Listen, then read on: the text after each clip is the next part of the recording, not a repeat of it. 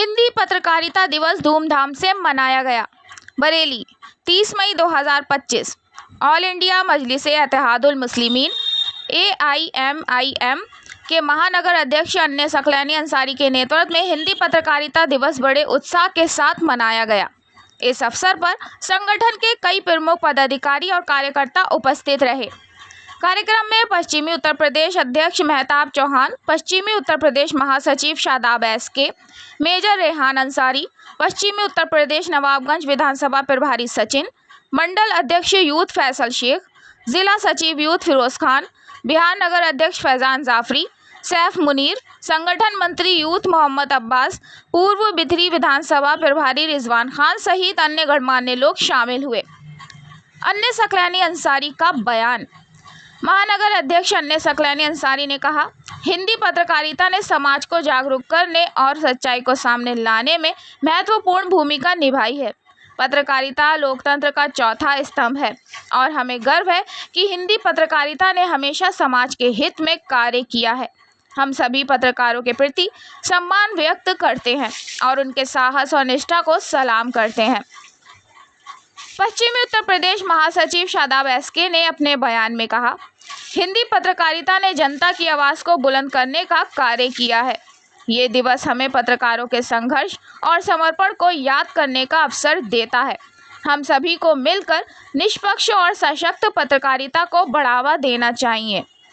कार्यक्रम में पत्रकारिता के महत्व पर चर्चा की गई और समाज में इसके योगदान को रेखांकित किया गया। संगठन ने भविष्य में भी पत्रकारिता के समर्थन में ऐसे आयोजन करने का संकल्प लिया। आप देख रहे हैं बरेली से मुश्ताक सिद्दीकी की खास रिपोर्ट। बोल सर, आज क्या कार्यक्रम था? आज मजलिस-ए-इत्तेहादुल मुस्लिमीन के महानगर कार्यालय पर जो आज 30 मई है, जो कि आप तमाम लोग जानते हैं पत्रकारिता दिवस है, तो पत्रकारों के सम्मान में यहाँ पे एक छोटा सा प्रोग्राम आयोजन किया गया था, जिसमें हमारे महानगर अध्यक्ष अन्य सकलैनी साहब ने मुझे फ़ोन किया कि आपको मुख्य अतिथि रहना है और आना है। जैसा कि हमारे पार्टी का हर नेता हर वक्त पार्टी के लिए तैयार है, मैंने भी लब्बैक कहा और मैं यहाँ आ गया आप लोगों का सम्मान करने। आज ही के दिन आपको सूचना मिली होगी पीलीभीत में एक पत्रकार ने जहर खा लिया है। जी। उस संबंध में आपका क्या कहना हो? आप पार्टी कहाँ तक पत्रकारों के साथ खड़ी होगी? देखिए, मजलिस-ए-इत्तेहादुल मुस्लिमीन हिंदुस्तान के साथ खड़ी है। आपने देखा, जाहिर सी बात है, जब हिंदुस्तान के साथ खड़ी है तो हिंदुस्तानी नागरिकों के साथ खड़ी है और उन नागरिकों में पत्रकार बंधु बहुत सम्मानित हैं।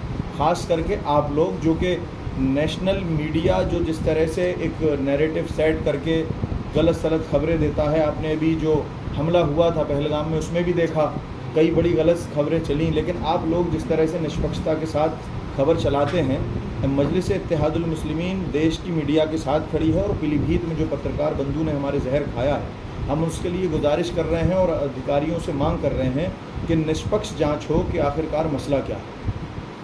जैसे अभी आपने बताया था कि धर्म पूछ के आतंकियों ने मारा, तो ये साक्ष्य आपको कहाँ से मिले हैं? धर्म पूछ के आतंकियों ने लोगों को मारा। देखिए, वहाँ जो लोग पीड़ित थे और जो उनकी महिलाएं थी, पत्नियां थी, उन्होंने बताया कि कुछ लोगों के नाम भी पूछे गए हैं और पूछा गया है कि आप कौन हो। तो मैं जहाँ तक समझता हूँ, मैंने उसके बाद एक कैंडल मार्च किया था वेहड़ी में, वहाँ मैंने अपनी एक बयान में कहा था, उसी वक्त जबकि 2 दिन हुए थे, मैंने कहा था कि क्योंकि कश्मीर के जो नौजवान हैं, कश्मीर का जो यूथ है, पहले कश्मीर अलग था, अब कश्मीर अलग है। कश्मीरियों के दिल में हिंदुस्तान की मोहब्बत है और वो वहाँ पर रोज़गार से बड़े खुश थे।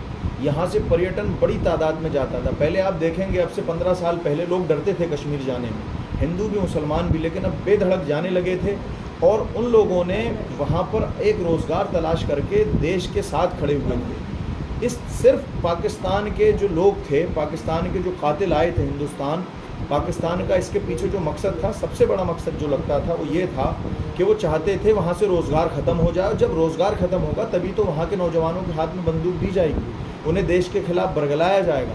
तो सिर्फ इसके तहत पाकिस्तान ने ये गंदा घिनौना काम किया है जिसका हमने मुखालफत की है। और आप देखिए, कश्मीरियों की मेहमान नवाजी वहाँ क्या थी कि बड़े बड़े एयरलाइंस जो थे, बड़ी बड़ी एयरलाइंस कंपनियाँ, उन्होंने टिकट 4-4, 5-5 गुना, 10-10 गुना तक बढ़ा दिया था।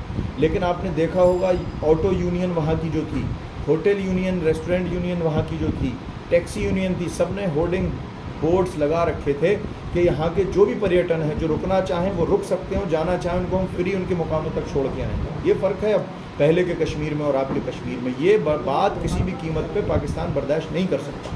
ये तो माना जा सकता है कि 15 साल या 10 साल में कश्मीर में बदलाव आया तो वो कहीं ना कहीं भारत सरकार, भाजपा सरकार की देन है। नहीं, भाजपा सरकार की देन आप कैसे कह सकते हैं? 370 को अगर आप मुद्दा बना के कहेंगे तो 370 अभी की बात है और ये बदलाव पहले से आ चुका है। जो यूथ अभी निकल के आया है इसको मैं बताता हूँ, इसमें सिर्फ ये रहा है कि जो हमारे पाकिस्तान ने उधर से यहाँ के नौजवानों को जो आतंकवाद का मुखर बनाते थे वो नाकामयाब रहे किसी तरह से।